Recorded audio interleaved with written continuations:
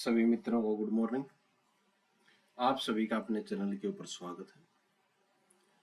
और एग्जाम समीप है। हम बात करेंगे प्रशासनिक विधि की। मैराथन क्लास रहेगी और एग्जाम के लिए आपको बहुत फायदेमंद रहेगी। आइए ज्यादा समय न लेते हुए हम चर्चा करते हैं। हमारे पास पहला प्रश्न क्या है? आज प्रशासनिक विधि में बात करते हैं हम। पहला प्रश्न क्या बोलता है? आइए शुरू करते हैं। तो प्रशासनिक विधि की हम बात कर रहे हैं तो सीधी बात है, पहले परिभाषा पूछी जाएगी और आपको एग्जाम में सीधी देखने को मिलेगी कि प्रशासनिक विधि क्या है भाई। ठीक है, सरल शब्दों में हम बात कहें तो सरकारी अधिकारियों और संस्थाओं पर लगाम कसता है और उन्हें काम करने का तरीका सिखाता है। तो प्रशासनिक विधि क्या है? प्रशासनिक यानी कि प्रशासन में कौन होते हैं? अधिकारी और संस्थाएं। तो प्रशासनिक विधि अधिकारी और संस्थाओं पर क्या लगाता है? लगाम लगाता है, लगाम कसता है और उनको काम करने का तरीका सिखाता है कि प्रशासन में रहते हुए आपको काम कैसे करना है। इसे आप प्रशासन को नियंत्रित करने वाली विधि कह सकते हैं भाई।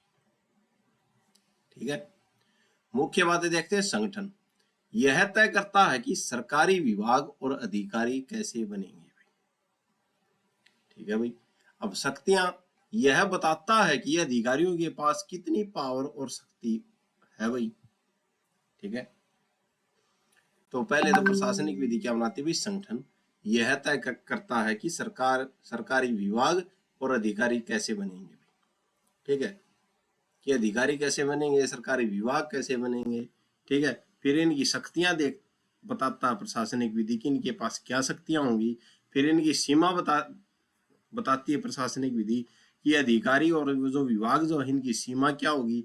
फिर अधिकार बताती है अगर कोई सरकारी अधिकारी आपके साथ गलत करता है तो आपका क्या अधिकार है भाई।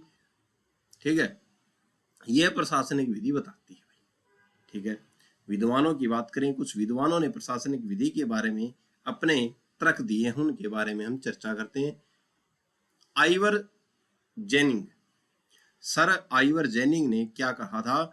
इसके अनुसार यानी कि आइवर जेनिंग के अनुसार यह विधि प्रशासन के संगठन, शक्ति और कर्तव्यों को क्या करती है भाई? तय करती है भाई। ठीक है, कि संगठन कैसे बनेंगे और इनके पास क्या शक्तियां होंगी, इनके कर्तव्य क्या होंगे, यानी कौन क्या है, क्या कर सकता है और उसकी जिम्मेदारी क्या होगी भाई। ये सर आइवर जेनिंग महोदय ने बात कही थी भाई। प्रोफेसर वेंड जो है प्रशासनिक विधि के बारे में क्या कहते हैं? इनका मानना है कि यह कानून इस बात पर ज्यादा जोर देता है कि अधिकारी काम कैसे करते हैं भाई। ठीक है, और उन पर कंट्रोल कैसे रखा जाए भाई। ठीक है, तो प्रोफेसर वेंड कहते हैं कि ये जो प्रशासनिक विधि है ये इस बात पे जोर देती है कि अधिकारी काम कैसे कर सकते हैं और उन पर कंट्रोल कैसे रखा जाए भाई। ठीक है भाई। अब एवी डाइसी क्या बोलते हैं भाई प्रशासनिक विधि के बारे में? इन्होंने बताया कि यह आम नागरिकों और सरकारी अधिकारियों के बीच के कानूनी संबंधों को तय करती है भाई। तो डाइसी बोलते हैं कि जो आम नागरिक है और सरकारी अधिकारी है तो इनके बीच जो कानून जो होते हैं, कानूनी संबंध जो होते हैं उनको तय करती है क्या? प्रशासनिक विधि भाई। आगे बात करते हैं हम, प्रशासनिक विधि की आवश्यकता क्यों है भाई। सीधी बात है कि प्रशासनिक विधि की जो है वो आवश्यकता क्यों है। बहुत अच्छा प्रश्न है भैया कि प्रशासनिक विधि की आवश्यकता क्यों हुई।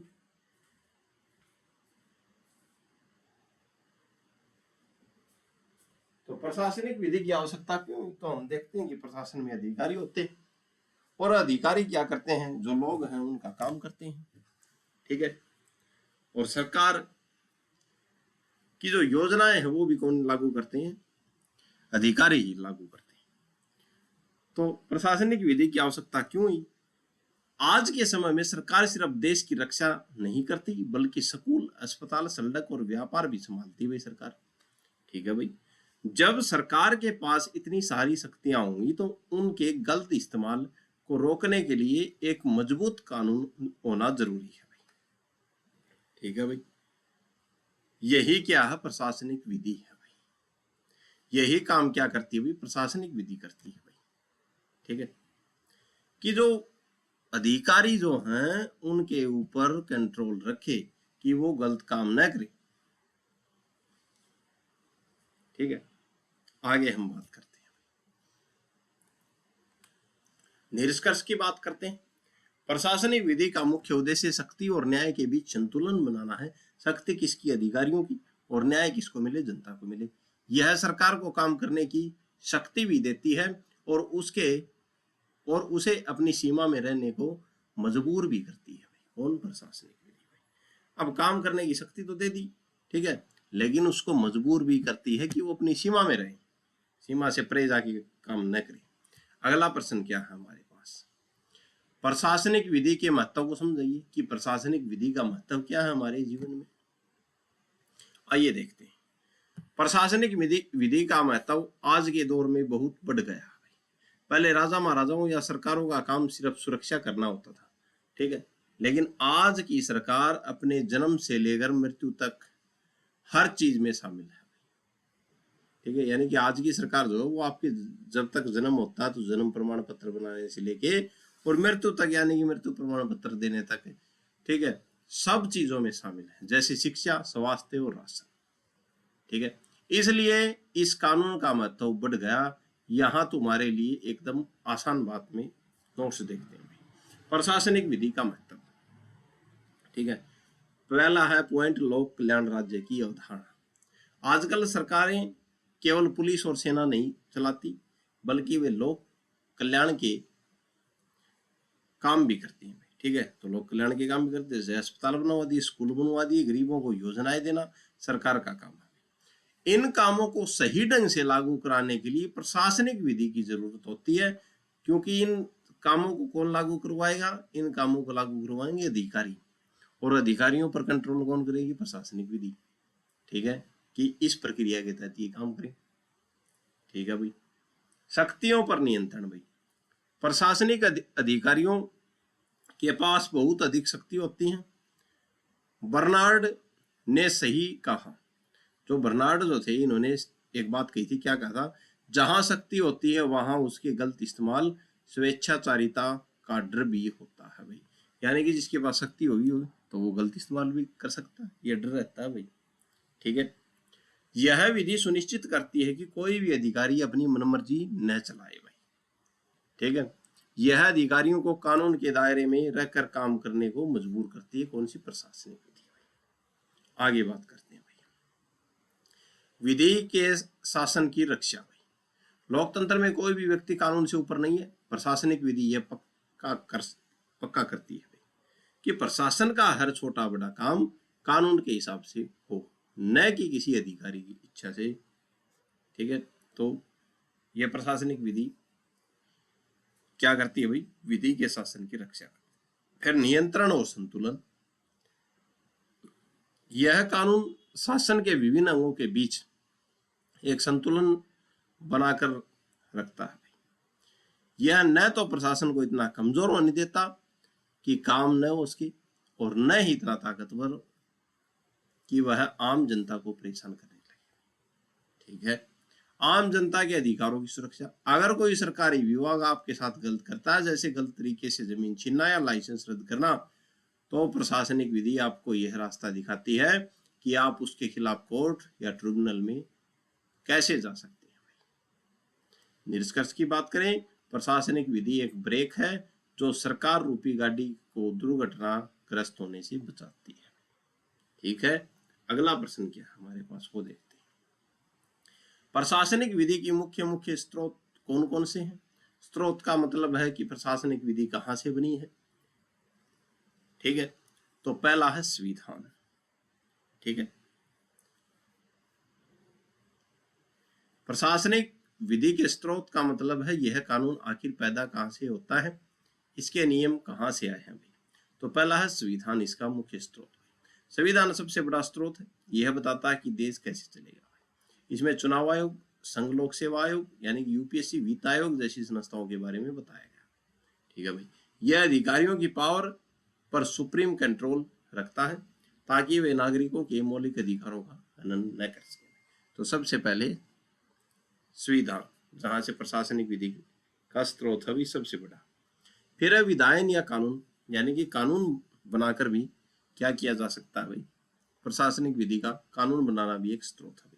संसद या विधानसभाएं जो कानून बनाती हैं वे इसका दूसरा बड़ा स्रोत है।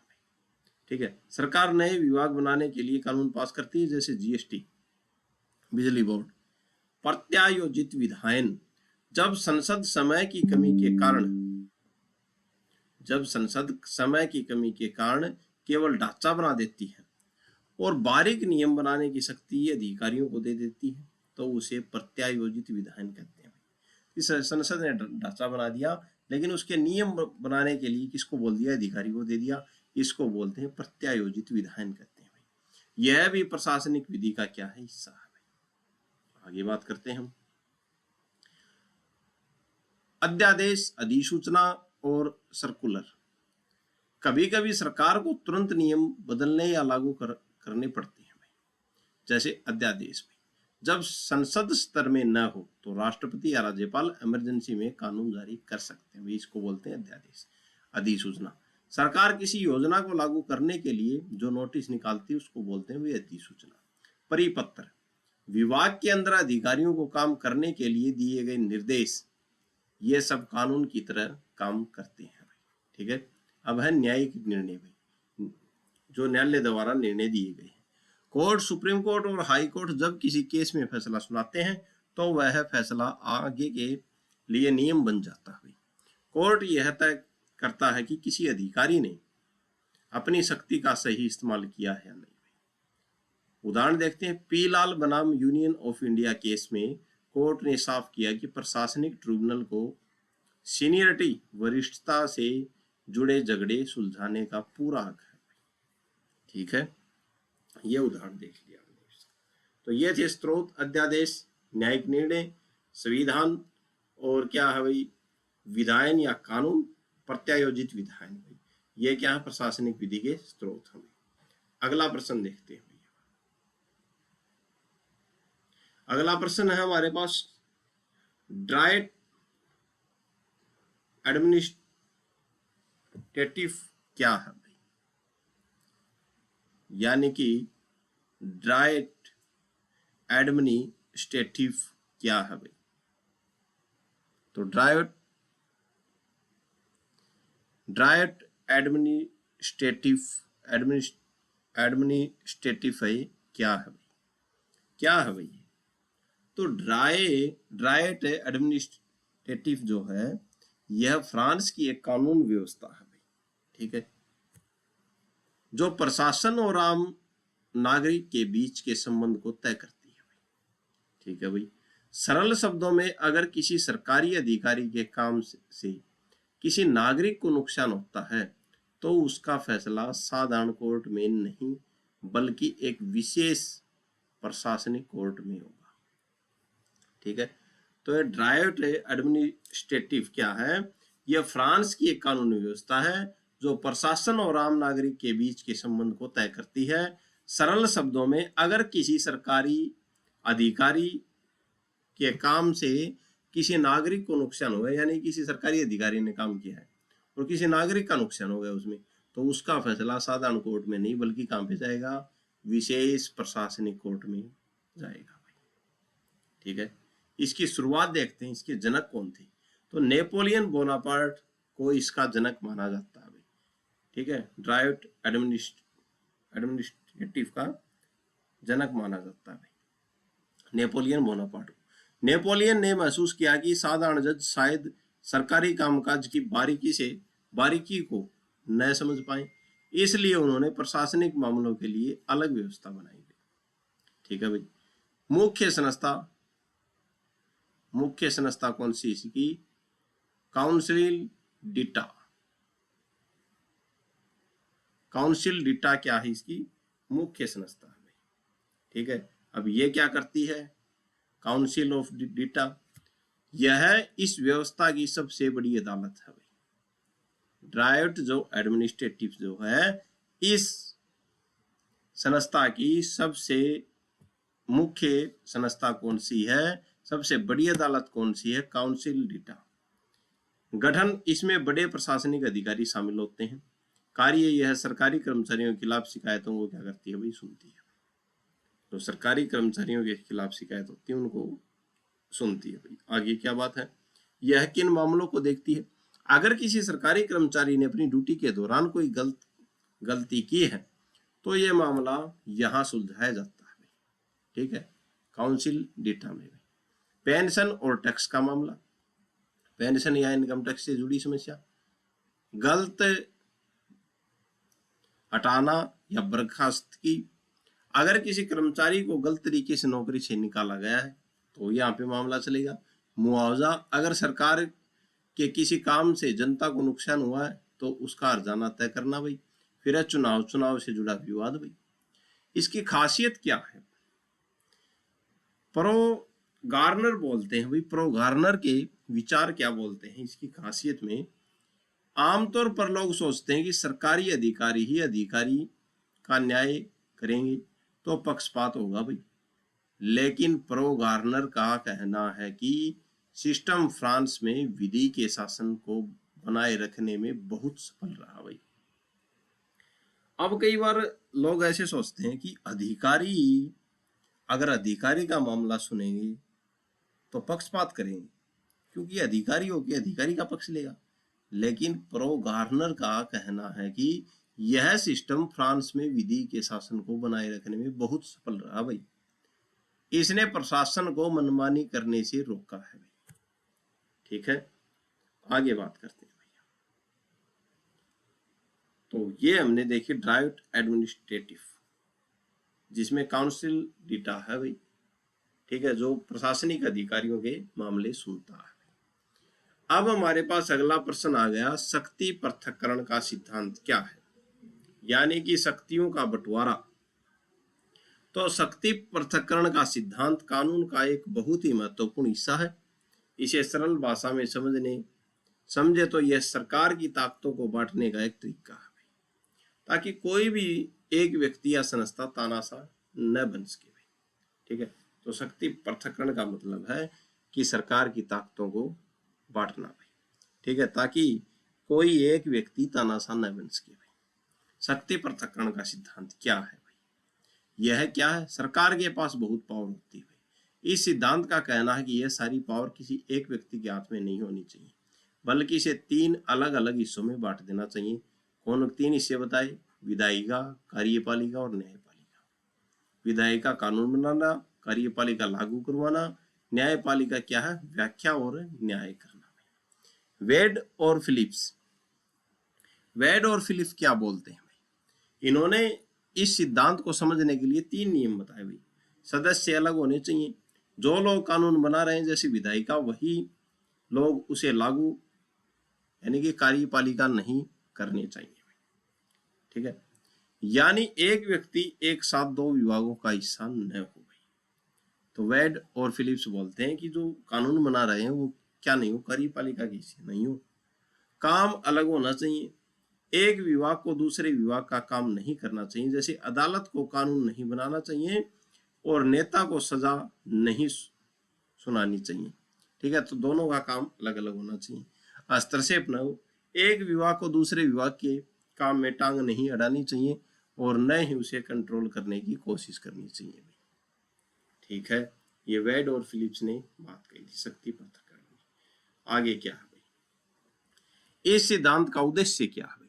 शक्तियों के विकेंद्रीकरण, यानी कि पावर एक जगह जमा न हो भाई। तानाशाह पर रोक लगे, तानाशाही पर। जब एक ही आदमी नियम बनाएगा और वही सजा देगा तो वह मनमानी करेगा। यह सिद्धांत इसी स्वेच्छाचारिता को क्या करता है? रोकता है। नागरिकों की स्वतंत्रता, जब शक्तियां बटी होती हैं तभी आम आदमी के अधिकार सुरक्षित रहते हैं। नियंत्रण और संतुलन, आजकल के समय में शक्तियों को पूरी तरह अलग करना मुमकिन नहीं है, इसलिए चेक एंड बैलेंस का तरीका अपनाया जाता है। ठीक है, इसका मतलब है कि तीनों विभाग अपनी सीमा में रहें भाई, लेकिन एक दूसरे पर नजर भी रखें ताकि कोई अपनी हद पार न करे भाई। ठीक है, अब अगला प्रश्न आता है हमारे पास, विधि शासन से आप क्या समझते हैं? शक्ति पृथक्करण देख लिया, अब बात करते हैं विधि शास्त्र से आप क्या समझते हैं। सॉरी, विधि शासन से आप क्या समझते हैं? विधि शासन का मतलब है विधि का शासन भाई, ठीक है। विधि का शासन कानून की दुनिया का सबसे बुनियादी और जरूरी टॉपिक है। आसान शब्दों में कहें तो इसका मतलब है कानून सबसे ऊपर और कानून के सामने सब बराबर भाई, ठीक है। विधि का शासन, इसका सीधा मतलब क्या है भाई?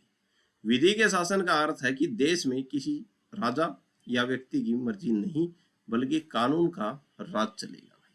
सरकार हो या कोई बड़ा अधिकारी, सब कानून के नीचे है। कोई भी व्यक्ति कानून से ऊपर नहीं है भाई, ठीक है। एवी डाइसी 3 सिद्धांत देते हैं भाई। प्रोफेसर डाइसी ने इस व्यवस्था को समझने के लिए 3 मुख्य बातें बताई। कौन सी? विधि की सर्वोच्चता भाई, सरकार किसी को भी अपनी मर्जी से सजा नहीं दे सकती। सजा तभी मिलेगी जब उसकी मौजूदगी कानून को सजा तभी मिलेगी जब उसने किसी मौजूदा कानून को क्या किया भाई? तोड़ा है। मनमानी की यहाँ कोई जगह नहीं है, ठीक है। विधि के समक्ष समानता भाई, यानी कि विधि के समक्ष सब समान होंगे, चाहे प्रधानमंत्री हो या आम नागरिक हो। कानून सबके लिए एक है, एक ही जुर्म के लिए सबको एक जैसी कानून प्रक्रिया से गुजरना होगा भाई। फिर संविधान अधिकारों का परिणाम भाई, ठीक है। इसका मतलब है कि हमारे अधिकार सिर्फ कागज संविधान पर लिखे होने की वजह से नहीं है, बल्कि वे अदालतों द्वारा लागू किए जाने वाले नियमों का नतीजा है। सरल भाषा में नागरिकों के अधिकार की रक्षा अदालतों द्वारा की जाती है, ठीक है। अब हमारे पास एक विचारक और थे, प्रो गुडहार्ट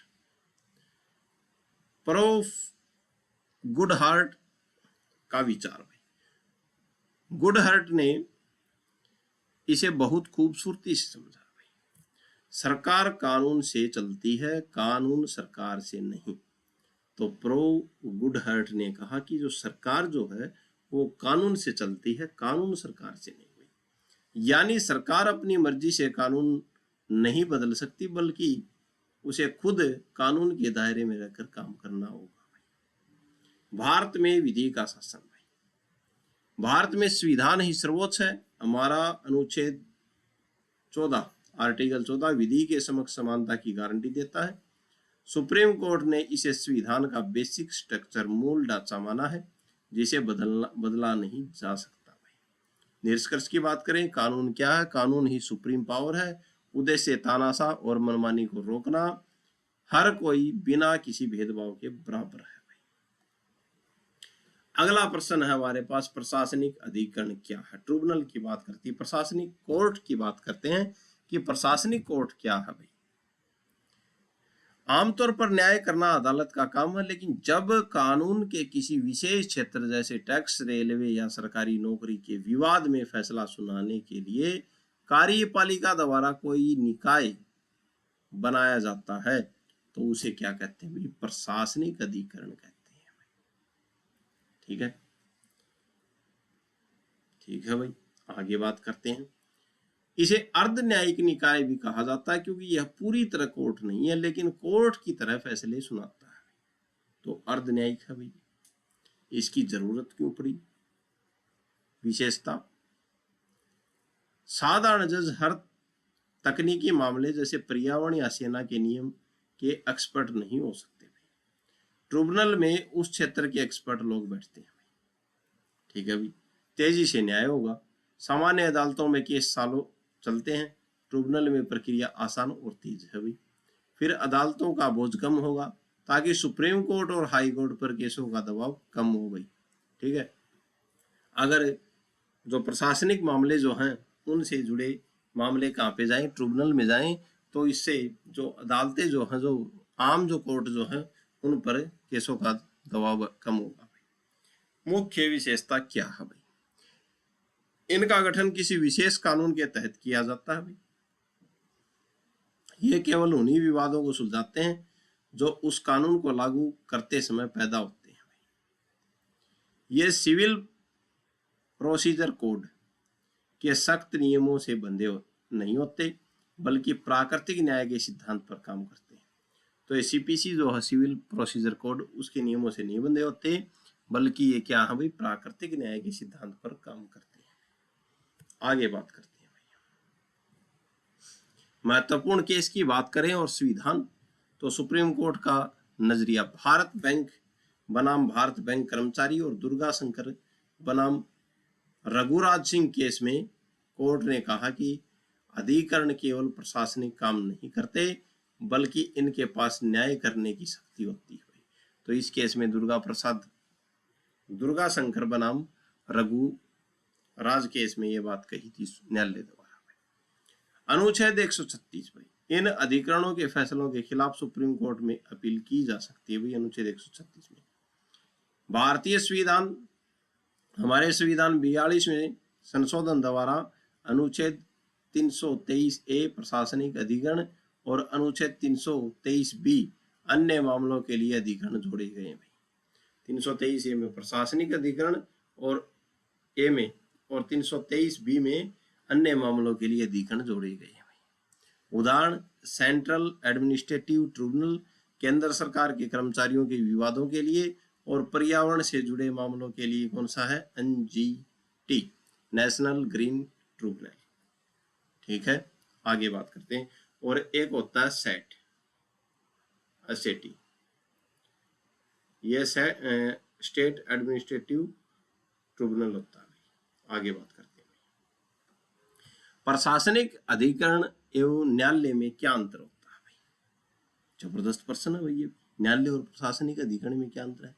यह एक बहुत महत्वपूर्ण सवाल है। साधारण कोर्ट और प्रशासनिक अधिकरण दोनों ही न्याय करते हैं, लेकिन इनकी कार्य प्रणाली में जमीन आसमान का अंतर है। क्या है भाई, अब हमने देखा था प्रशासनिक अधिकरण जो है कर्मचारियों से जुड़े मामले होते हैं, वैसे न्यायालय में सब कुछ आ जाते हैं। प्रशासनिक अधिकरण और न्यायालय में अंतर आसान है, जैसे कि एसी जो कंपनीज बनाम शर्मा केस में बात कही थी, तो एसी कंपनीज बनाम शर्मा के केस में कहा गया था कि सारे न्यायालय जो हैं प्राधिकरण हो सकते हैं, लेकिन सारे प्राधिकरण न्यायालय नहीं हो सकते। ठीक है, तो कंपनीज बनाम शर्मा वाले केस में बात की थी कि सभी न्यायालय जो हैं वो प्राधिकरण है, ट्रिब्यूनल्स हो सकते हैं, लेकिन सभी ट्रिब्यूनल्स न्यायालय नहीं होते भाई। इनके बीच मुख्य अंतर, नियमों और प्रक्रियाओं का पालन नहीं। साधारण न्यायालय पूरी तरह से कानून की प्रक्रिया जैसे CPC और CRPC और साक्ष्य अधिनियम से बंधे होते हैं भाई। उनके लिए हर नियम का पालन करना अनिवार्य है। दूसरी तरफ अधिकरण इन सख्त नियमों से बंधे नहीं होते, वे मुख्य रूप से प्राकृतिक न्याय के सिद्धांत पर चलते हैं ताकि न्याय जल्दी मिले भाई। आधिकारिकता की बात करें, न्यायालयों की शक्ति बहुत व्यापक और सामान्य होती है भाई। ठीक है भाई, वे हर तरह के दीवानी या फौजदारी मामले सुन सकते हैं, लेकिन एक अधिकरण की शक्ति बहुत सीमित और विशिष्ट होती है भाई। उदाहरण के लिए एक इनकम टैक्स ट्रिब्यूनल सिर्फ टैक्स से जुड़े मामले ही सुनेगा भाई, वह जमीन का विवाद नहीं सुलझा सकता भाई। ठीक है, आगे बात करते हैं भाई। सुनवाई का तरीका, अदालतों में कार्रवाई आमतौर पर खुली होती है और वहां वकील द्वारा पक्षों का प्रतिनिधित्व करना एक अनिवार्य हिस्सा माना जाता है। अधिकरणों में प्रक्रिया थोड़ी लचीली होती है, कई बार वहां वकील की बजाय संबंधित क्षेत्र के प्रतिनिधि भी पक्ष रख सकते हैं भाई। ठीक है, जिस क्षेत्र का मामला है उसके प्रतिनिधि भी क्या रख सकते हैं, पक्ष रख सकते हैं। और कार्रवाई का स्वरूप उतना औपचारिक नहीं होता भाई।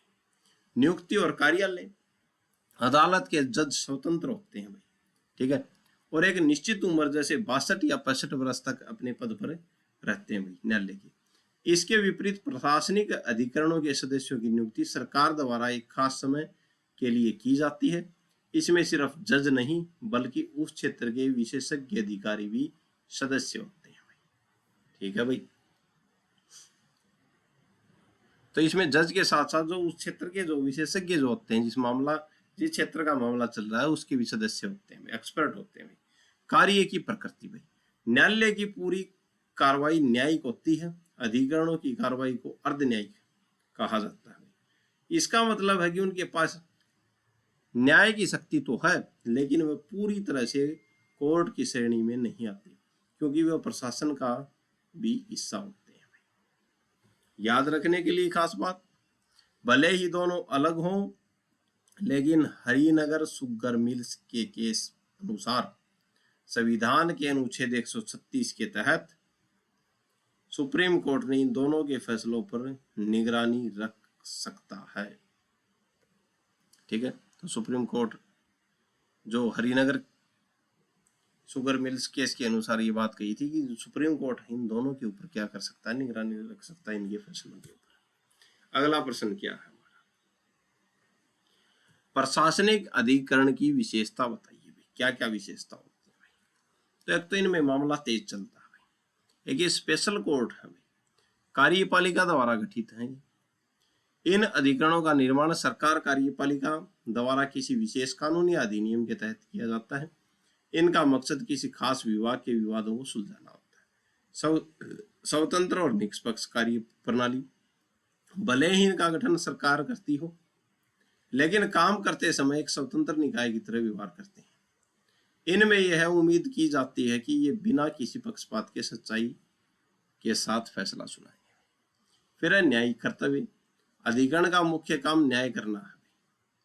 यह विवादों को सुनकर उन पर कानूनी फैसला देता है, इसलिए यह न्यायिक रूप से कार्य करने के लिए बाध्य है। ठीक है, फिर है सिविल कोर्ट जैसी शक्ति होती है इनके पास। कुछ मामलों में अधिकरणों को सिविल न्यायालय जैसी पावर मिलती है, जैसे गवाहों को बुलाना, शपथ दिलाना या दस्तावेजों की मांग करना। इनके सामने होने वाली कार्रवाई को न्यायिक कार्रवाई माना जाता है। फिर क्या है, नेचुरल जस्टिस का पालन, दोनों पक्षों को सुनना पड़ता है।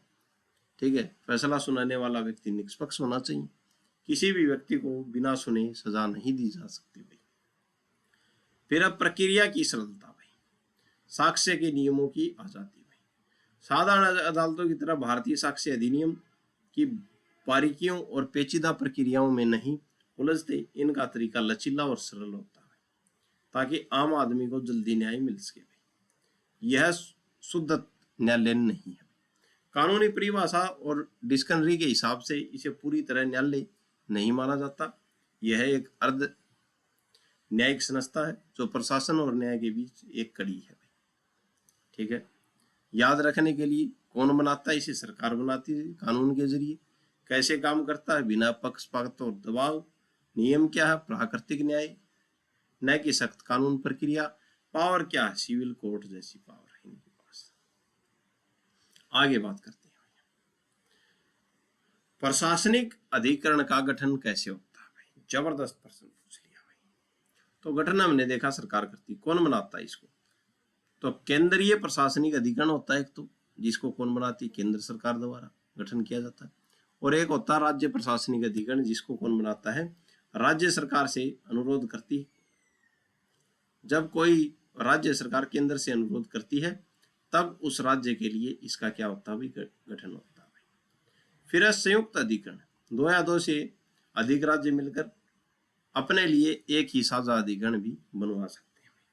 इसमें कौन कौन होते हैं, इसमें एक अध्यक्ष होता है, 3 स्तर के लोग होते हैं, एक अध्यक्ष, उपाध्यक्ष और फिर होते हैं सदस्य।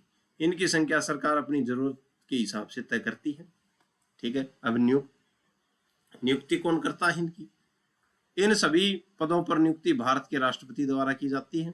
ठीक है, अध्यक्ष, उपाध्यक्ष और सदस्य। लेकिन नियुक्ति से पहले कुछ लोगों से सलाह लेना अनिवार्य है। ठीक है, अब केंद्रीय प्रशासनिक अधिकरण के जो सदस्य हैं उनको चुना जाता है। तो राष्ट्रपति को भारत के मुख्य न्यायाधीश से परामर्श करना होगा भाई। और अगर राज्य प्रशासनिक अधिकरण के सदस्यों को चुना जाता है तो राष्ट्रपति किससे, राज्यपाल से सलाह लेनी होगी भाई। ठीक है भाई, आगे बात करते हैं हम योग्यता की बात करते हैं भाई। इनकी अधिकरणों के सदस्य दो तरह के होते हैं भाई। न्यायिक सदस्य, एक तो होते हैं इनमें न्यायिक सदस्य जो जज रहे हों या कानून के बड़े जानकार हों। फिर होते हैं प्रशासनिक सदस्य जिन्हें प्रशासन और सरकारी कामकाज का लंबा अनुभव हो, जैसे वरिष्ठ आईएएस अधिकारी। कार्यकाल और उम्र की बात करें तो इनकी नियुक्ति 5 साल के लिए की जाती है, लेकिन उम्र की भी एक सीमा तय है। अध्यक्ष एवं उपाध्यक्ष अधिकतम 65 वर्ष की आयु तक पद पर रह सकते हैं भाई, और अन्य सदस्य 62 वर्ष की आयु तक पद पर रह सकते हैं। ठीक है, तो इन नियुक्ति राष्ट्रपति द्वारा होगी। टीम जज न्यायिक और सीनियर अफसर प्रशासनिक, कार्यकाल 5 वर्ष और रिटायरमेंट 65 साल अध्यक्ष की और सदस्यों की 62 साल। ठीक है, 65 और 62 सदस्य होंगे, 62 और 65 होगा अध्यक्ष और उपाध्यक्ष भाई। 5 साल का कार्यकाल होगा। आगे बात करते हैं, अगला प्रश्न क्या है?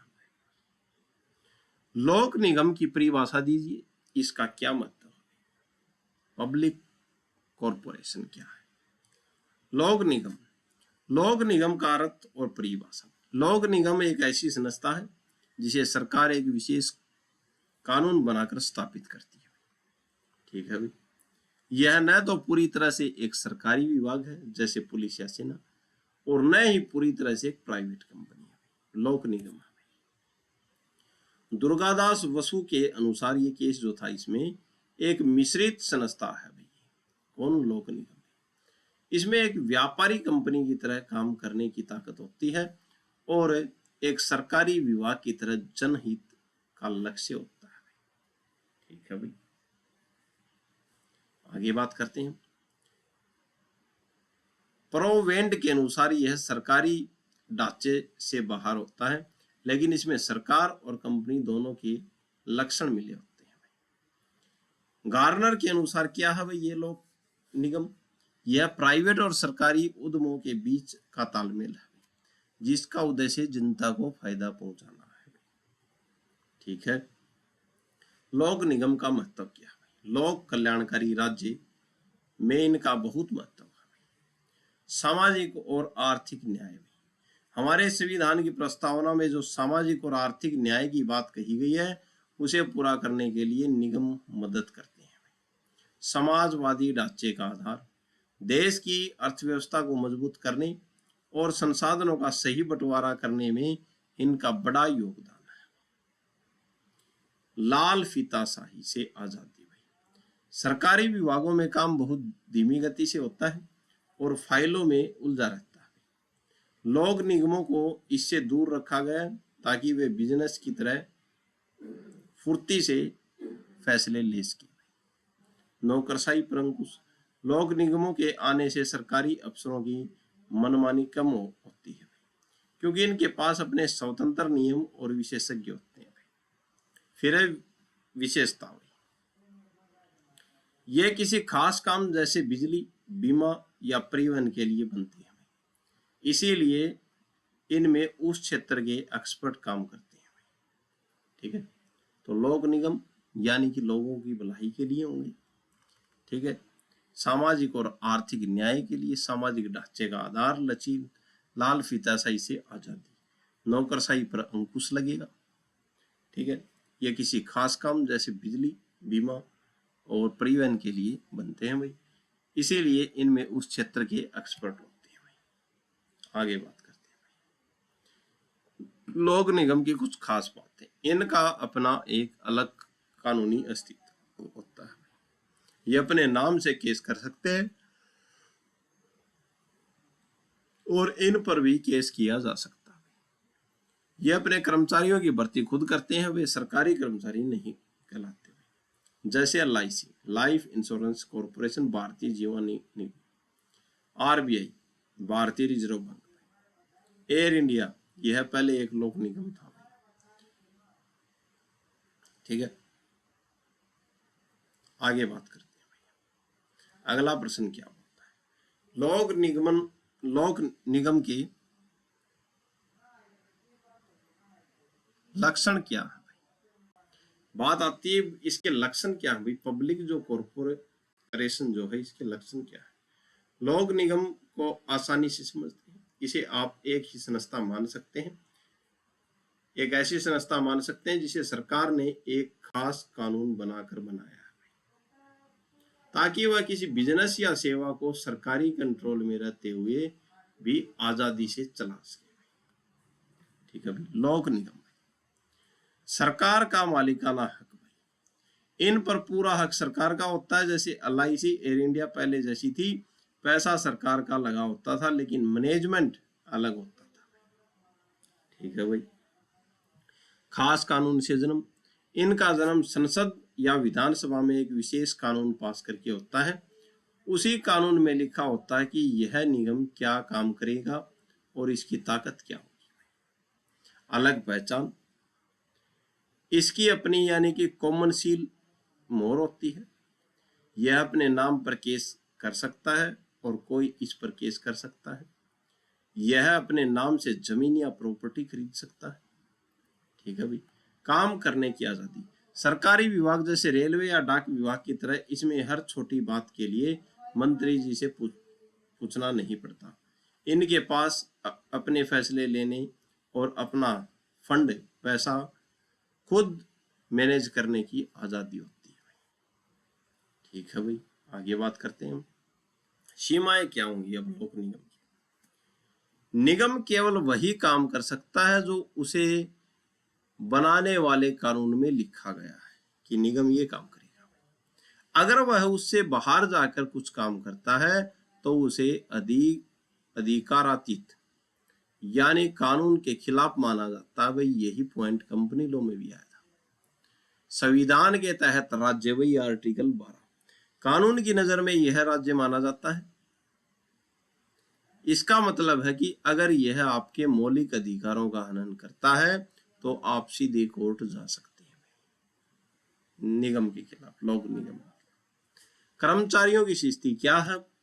लोक निगम के कर्मचारी सरकारी नौकर नहीं कहलाते, इसलिए उन्हें संविधान के अनुच्छेद 311 वाला क्या बोलते हैं भाई, जो प्रोटेक्शन यानी कि 311 वाला प्रोटेक्शन जो पक्के सरकारी कर्मचारियों को मिलता नहीं मिलता। ठीक है।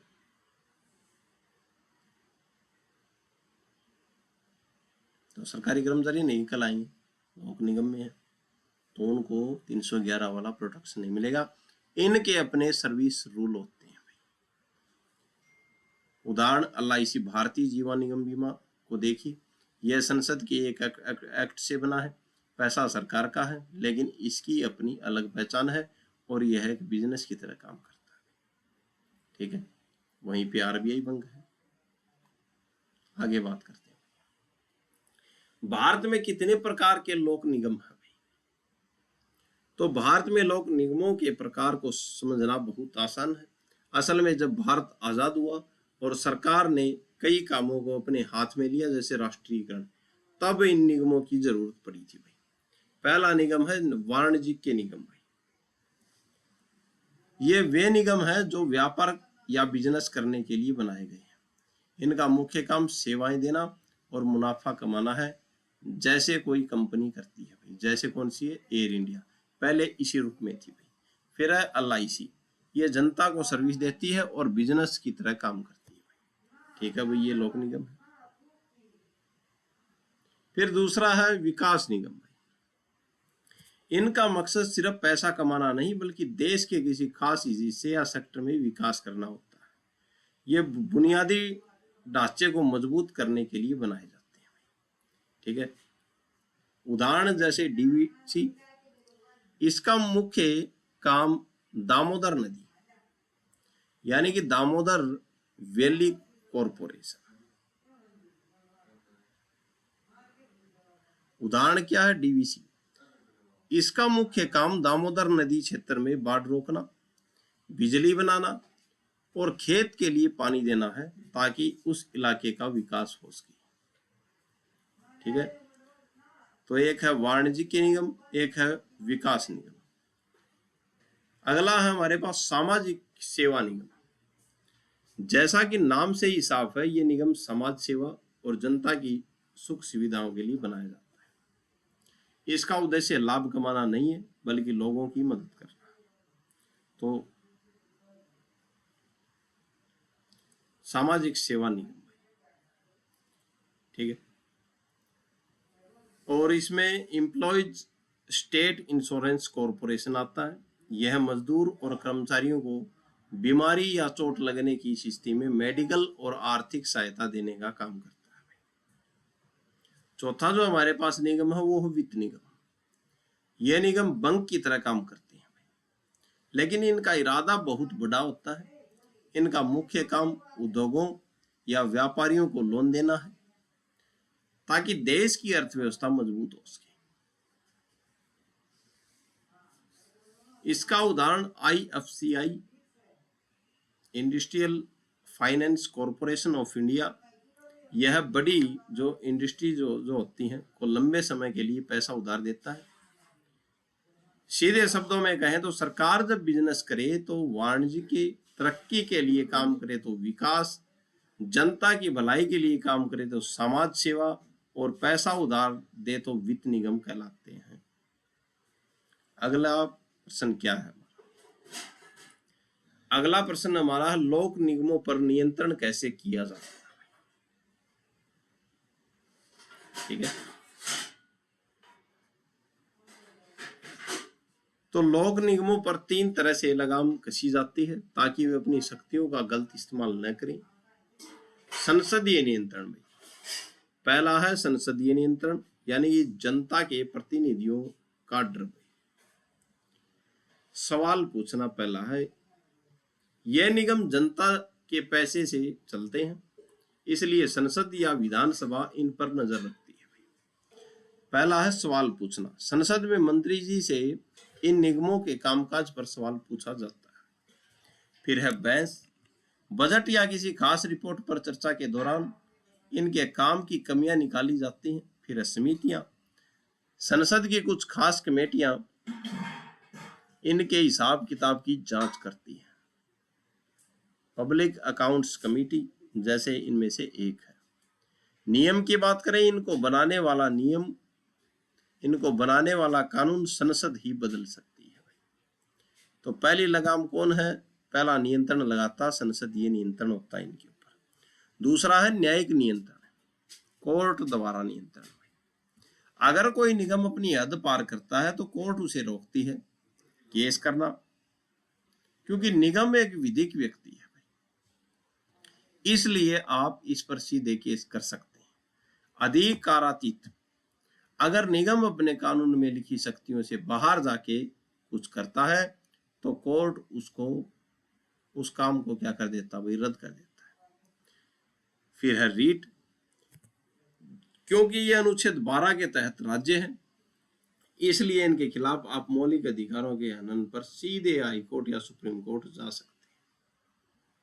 हर्जाना, अगर इनके किसी काम से आपका नुकसान होता है जैसे कॉन्ट्रैक्ट या टोर्ट के तहत, तो कोर्ट इन्हें हर्जाने देने का आदेश दे सकता है। ठीक है, किसको? निगमों को। अगला पॉइंट हमारा क्या है वो देखते हैं। अगला सरकारी नियंत्रण क्या है। हमने पहला नियंत्रण देखा संसदीय, फिर देखा न्यायिक, और अब बात करते हैं सरकारी नियंत्रण क्या है। सरकार का सीधा दखल। सरकार इन्हें पूरी तरह खुला नहीं छोड़ती, कुछ धागे अपने हाथ में रखती है। नियुक्तियां, निगम के बड़े अफसरों और चेयरमैनों को सरकार ही चुनती है भाई। ठीक है भाई। नीति निर्देशक, भाई सरकार इन्हें आदेश दे सकती है कि देश हित में आपको यह काम करना होगा भाई। ठीक है भाई।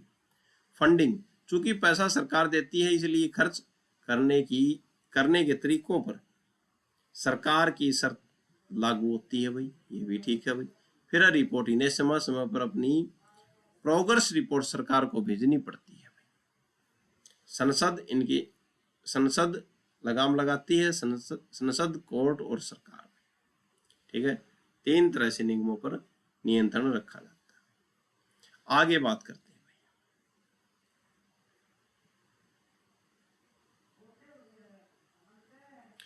प्रत्यायोजित विधान किसे कहते हैं? प्रत्यायोजित हमने पहले एक बार देखा था कि अगर संसद बेसिक ढांचा बना के छोड़ देती है और बाकी नियम किस पे छोड़ देती है? जो अफसरों पर छोड़ देती है कि बाकी नियम आप बनाओ इसके। आइए देखते हैं प्रत्यायोजित विधान। ठीक है, इसे एक उदाहरण से समझते हैं। मान लो घर में शादी है, बड़े बुजुर्ग यानी कि विधायक विधायिका यह तय कर देती है कि शादी कैसे होगी और कितना बजट होगा भाई, ठीक है भाई, कर दिया था। लेकिन हर छोटी चीज जैसे फूल कौन से आएंगे, मिठाई कहाँ से आएगी का फैसला वो खुद नहीं करती, बल्कि घर के बच्चों या किसी मैनेजर यानी कि कार्यपालिका को यह जिम्मेदारी दे देती है। बस यही क्या है भाई, प्रत्यायोजित विधान है भाई, ठीक है। इसका मतलब क्या है, आमतौर पर कानून बनाने का काम संसद का होता है, लेकिन संसद के पास समय कम होता है और काम बहुत ज्यादा होता है। इसलिए संसद क्या करती है, वह कानून का एक मोटा ढांचा तैयार कर देती है और उसकी बारीकियां तय करने की ताकत किसको देती है, सरकार या अफसरों को दे देती है भाई, ठीक है भाई।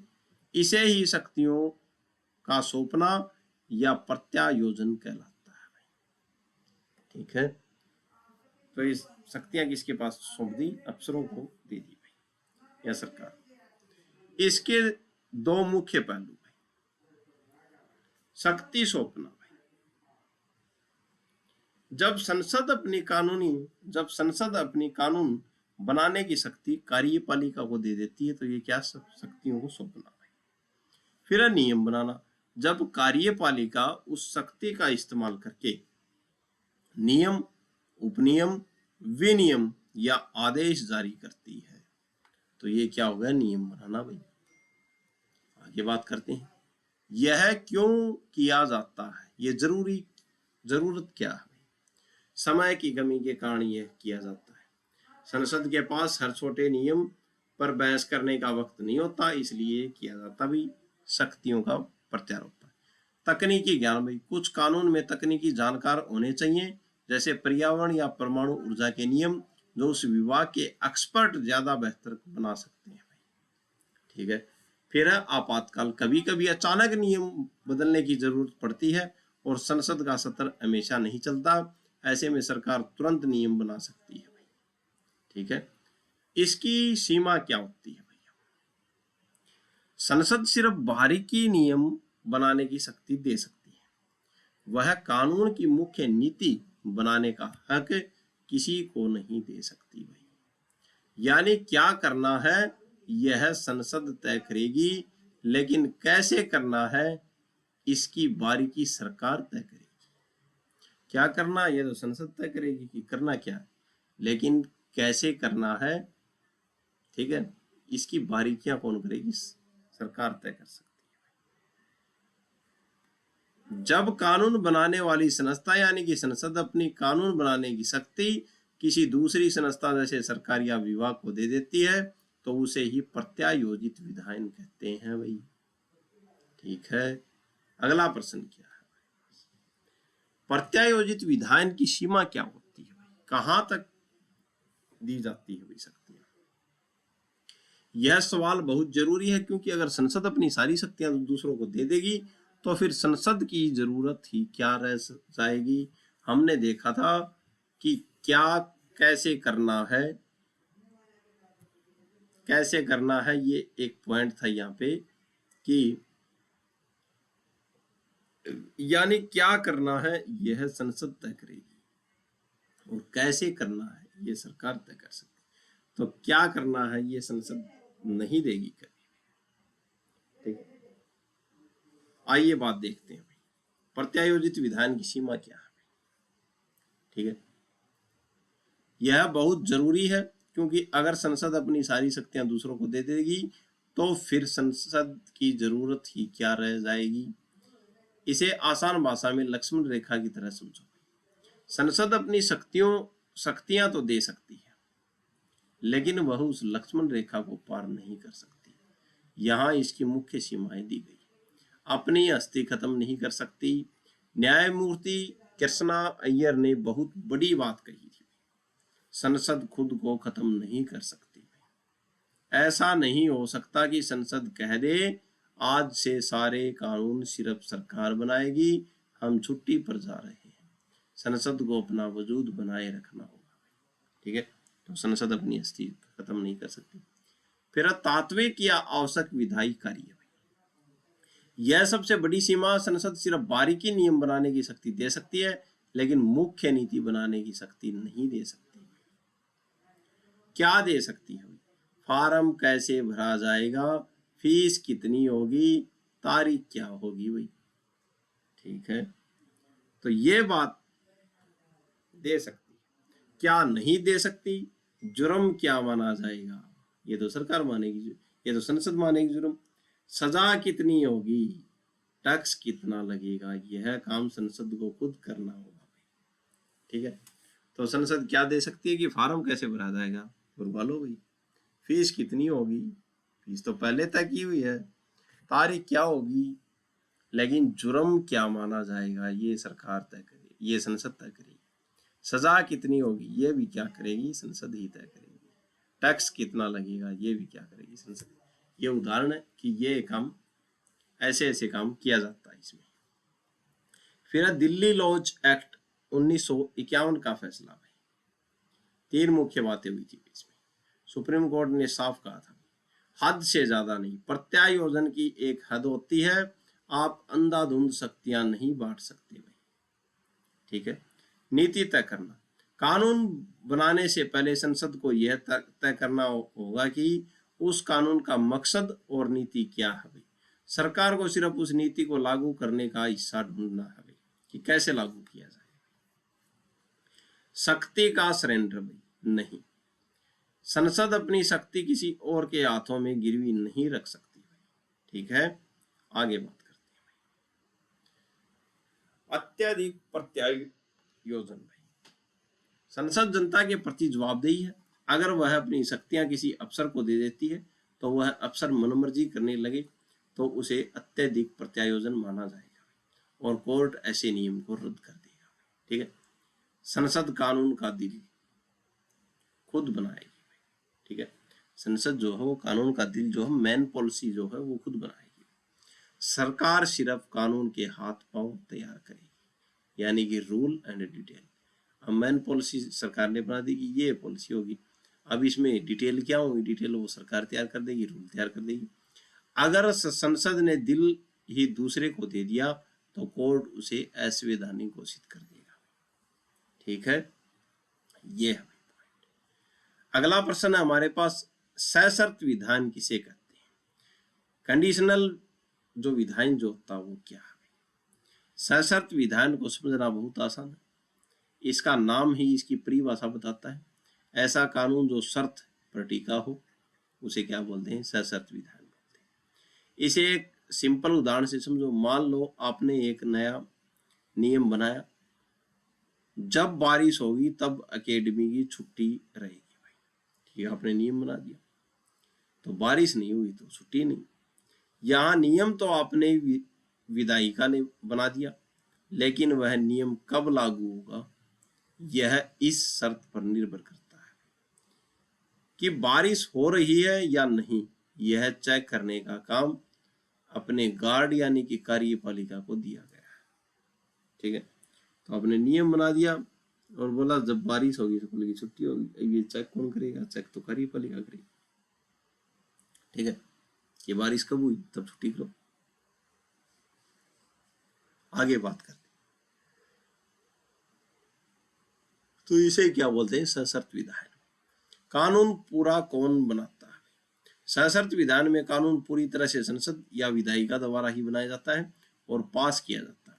इसमें सरकार यानी कि कार्यपालिका को नियम बनाने की शक्ति नहीं दी जाती, यही इसे प्रत्यायोजित विधान से अलग बनाता है। ठीक है, तो इसमें जो है सरकार को यानी कि कार्यपालिका को नियम बनाने की शक्ति नहीं दी जाती, सशर्त विधान। ठीक है, आगे बात करते हैं। सरकार कार्यपालिका का काम करता है। सरकार का काम है सिर्फ इतना कि वह यह देखे कि कानून में लिखी शर्त पूरी हुई है या नहीं। सरकार को केवल 2 बातें तय करनी होती हैं, कब लागू करना है, तारीख तय करना है, कहाँ लागू करना है, इलाका या क्षेत्र तय करना है। ठीक है, प्रक्रिया, जब कानून में दी गई शर्त पूरी तरह होती है, जब कानून में दी गई शर्त पूरी हो जाती है, यानी कि बारिश के लिए बोला था कि बारिश हो गई तो शर्त पूरी हो गई, तो सरकार सरकारी गजट में एक अधिसूचना जारी करती है भाई। उस दिन से वह कानून उस इलाके में लागू माना जाता है। ठीक है, तो सरकार क्या करती है, वो गजट में एक अधिसूचना जारी करती है कि उस दिन से ये शर्त पूरी होते ही ये वहां पे लागू होगा। उदाहरण देखते हैं, मान लीजिए संसद ने एक कानून बनाया, संसद ने कानून बनाया कि यह कानून पूरे भारत में लागू होगा, लेकिन सरकार इसे अलग अलग राज्यों में उनकी तैयारी के हिसाब से अलग अलग तारीखों पर लागू कर सकती है। यहाँ कानून रेडी है, बस सरकार को बटन दबाकर उसे एक्टिवेट करना है। ठीक है, आगे बात करते हैं। उप प्रत्यायोजित विधान को समझाइए। प्रत्यायोजित देखा हमने, सशर्त प्रत्यायोजित विधान देखा, अब बात आती है उप प्रत्यायोजित विधान को समझना बहुत मजेदार है। इसे शक्ति का बंटवारा, फिर से बंटवारा कह सकते हैं। ठीक है, यानी कि एक व्यक्ति को शक्ति दे दी, एक व्यक्ति के पास शक्ति है और उसने फिर किसी दूसरे को शक्ति दे दी बंटवारे के लिए, तो ये क्या है, शक्ति का दोबारा से बंटवारा। विधायिका यानी कि संसद, घर के दादाजी ने पिताजी को पैसे दिए और कहा घर के लिए राशन ले आओ। अब क्या हुआ, यह क्या हो गया, प्रत्यायोजन हो गया। कार्यपालिका यानी कि पिताजी, पिताजी बहुत बिजी थे, उन्होंने वही पैसे आपको यानी कि अधीनस्थ अधिकारी को दे दिए और कहा तुम जाकर राशन ले आओ। ठीक है, तो शक्तियों का क्या हो गया, दो बार बंटवारा। बस जब शक्ति मिलने वाला व्यक्ति पिताजी उस शक्ति को आगे किसी और को यानी कि आपको दे देता है, तो उसे ही आप उप प्रत्यायोजित कहते हैं। ठीक है, मुख्य बात, परिभाषा की बात करें, जब कार्यपालिका जिसे संसद से कानून बनाने की शक्ति मिली है अपनी वह शक्ति खुद इस्तेमाल न करके अपने से नीचे के किसी अधिकारी या विभाग को सौंप देती है, तो उसे क्या बोलते हैं भाई, उप प्रत्यायोजित विधान कहते हैं। ठीक है, कानूनी सिद्धांत की बात करें, कानून में एक लैटिन कहावत है भाई। ठीक है,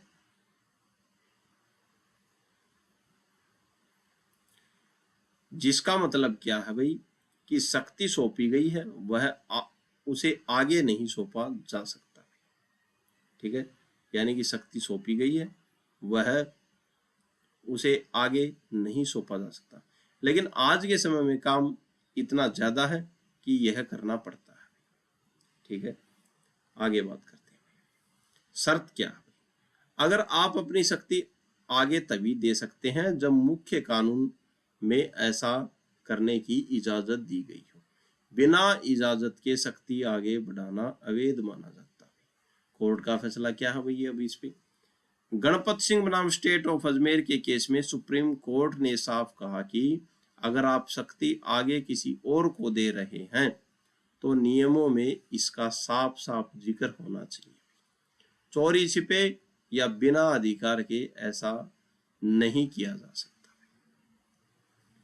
यह क्यों किया जाता है, काम पर बोझ। बड़े अधिकारियों के पास नीति बनाने का बहुत काम होता है, इसलिए वे छोटी बारीकियां नीचे के अफसरों पर छोड़ देते हैं। छोटी बारीकियां जो वो आप देखो, सफाई जरूर, कभी कभी लोकल लेवल के अफसर जैसे डीएम या कमिश्नर इलाके की स्थिति को देखकर बेहतर नियम बना सकते हैं। ठीक है, संसद क्या करेगी, सरकार को प्रत्यायोजन, सरकार निचले अधिकारियों को उप प्रत्यायोजन। ठीक है, आगे बात करते हैं। अगला हमारा प्रश्न है, अधिकारातीत शक्ति बाध्य के सिद्धांत की व्याख्या कीजिए। अधिकारातीत या शक्ति बाध्य का सिद्धांत प्रशासनिक विधि की जान है। ठीक है, इसे समझना बहुत आसान है क्योंकि इसका नाम ही सब कुछ बता देता है। ठीक है, यह दो शब्दों से बना है, अल्ट्रा यानी कि परे बाहर और वायरस यानी इसकी शक्ति, यानी शक्ति से बाहर जाकर काम करना, अधिकारातीत बोलते हैं इसको। इसे एक आसान उदाहरण से समझो, अगर आपने अपने छोटे भाई को 100 रुपए दिए और कहा कि सिर्फ फल लेकर आना, लेकिन वो उन पैसों से पटाखे खरीद लाया, यहाँ उसने अपनी शक्ति यानी कि अथॉरिटी के बाहर जाके काम किया, कानून की भाषा में इसे क्या बोलते हैं भाई, अधिकारातीत बोलते हैं। इसका मुख्य मतलब क्या है, जब भी संसद किसी अधिकारी या सरकार को कानून बनाने या काम करने की शक्ति देता है तो वह उसकी एक सीमा भी तय करता है। अगर वह अधिकारी उस सीमा को पार करता है तो उसे उस काम को शून्य माना जाता है, उस काम को शून्य माना जाता है, यानी कानून की नजर में उस काम की कोई वैल्यू नहीं है। ठीक है, यह दो तरह का होता है, तात्विक अधिकारातीत। इसका मतलब है कि आपने ऐसा नियम बना दिया जिसे बनाने की आपको ताकत ही नहीं थी। ठीक है भाई, तो इसे बोलते हैं तात्विक, यानी कि आपके पास ताकत ही नहीं थी फिर भी आपने ऐसा नियम बना दिया। कानून ने आपको टैक्स वसूलने का हक दिया लेकिन आपने जुर्माना लगाना शुरू कर दिया, तो आपके पास ताकत ही नहीं थी फिर भी आपने शुरू कर दिया। आगे बात करते हैं प्रक्रियात्मक अधिकारातीत। इसका मतलब है कि आपको काम करने की ताकत तो थी लेकिन आपने उसे करने का तरीका गलत चुना भाई।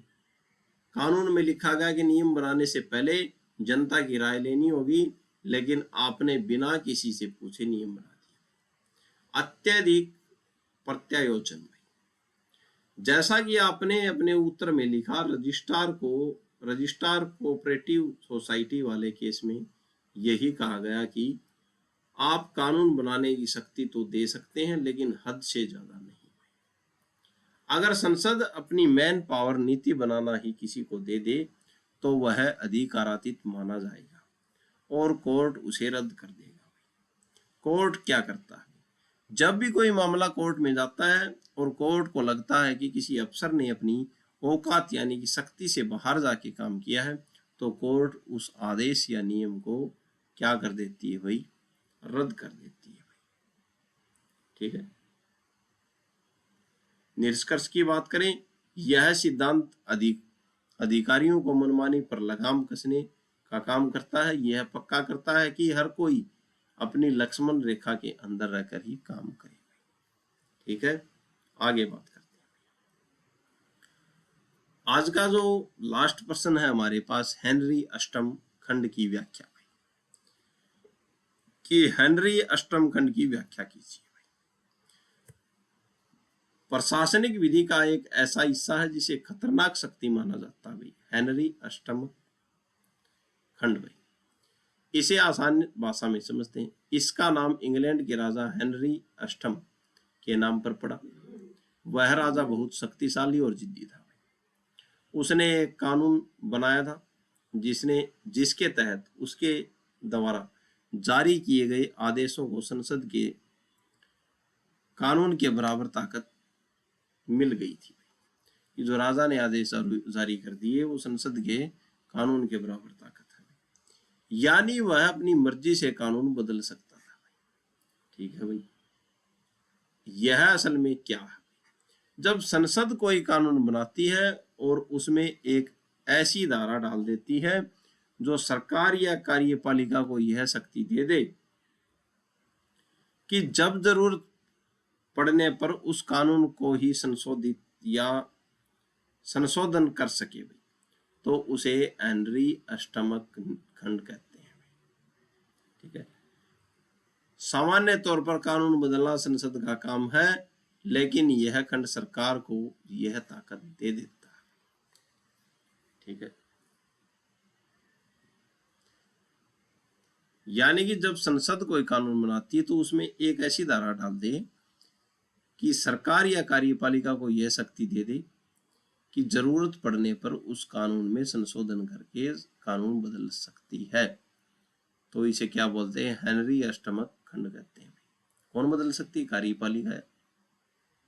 सामान्य तौर पर कानून बदलना संसद का काम है लेकिन यह खंड सरकार को यह ताकत दे देता है और इसको क्या बोलते हैं, हेनरी अष्टम खंड।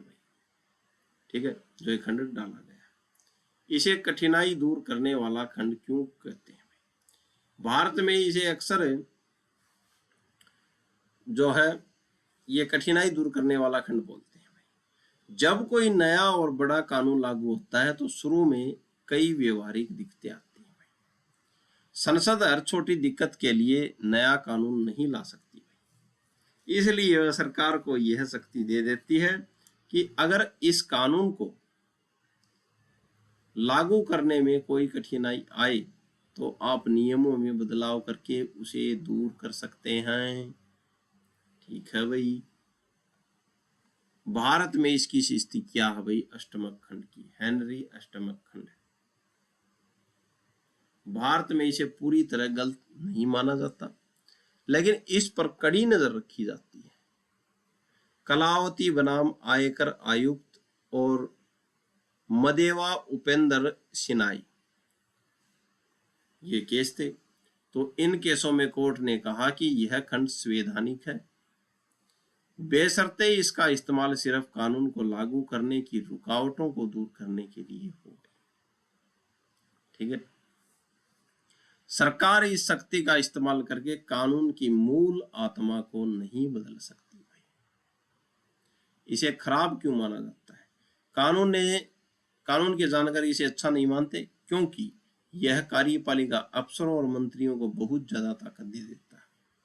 इसे तानाशाही का डर रहता है और राजा हेनरी अष्टम के समय का था भाई। यह शक्ति के पृथक्करण के सिद्धांत के खिलाफ है क्योंकि कानून बदलने का हक सिर्फ किसको है? विधायिका का होना चाहिए। ठीक है। तो ये क्या है? शक्ति के पृथक्करण के खिलाफ वो माना जाता है। एक लाइन में, जब मुख्य कानून सरकार को खुद उस कानून में बदलाव करने की जादुई शक्ति दे देता है तो उसे ही क्या बोलते हैं भाई? हेनरी अष्टमक खंड कहते हैं भाई। ठीक है। तो आज हमने यहां तक चर्चा की। ये प्रश्न आपको कहीं ना कहीं एग्जाम में देखने को मिलेंगे, आपको इस क्लास से बहुत बेनिफिट मिलेगा। तो चैनल को ज्यादा से ज्यादा लाइक करें और जहां तक पहुंचाने की कोशिश करें, ज्यादा से ज्यादा इसको शेयर करें। ठीक है। ताकि और भी आपके स्टूडेंटों को, आपके साथियों को लाभ पहुंच सके। तो आज के लिए इतना ही। धन्यवाद धन्यवाद धन्यवाद।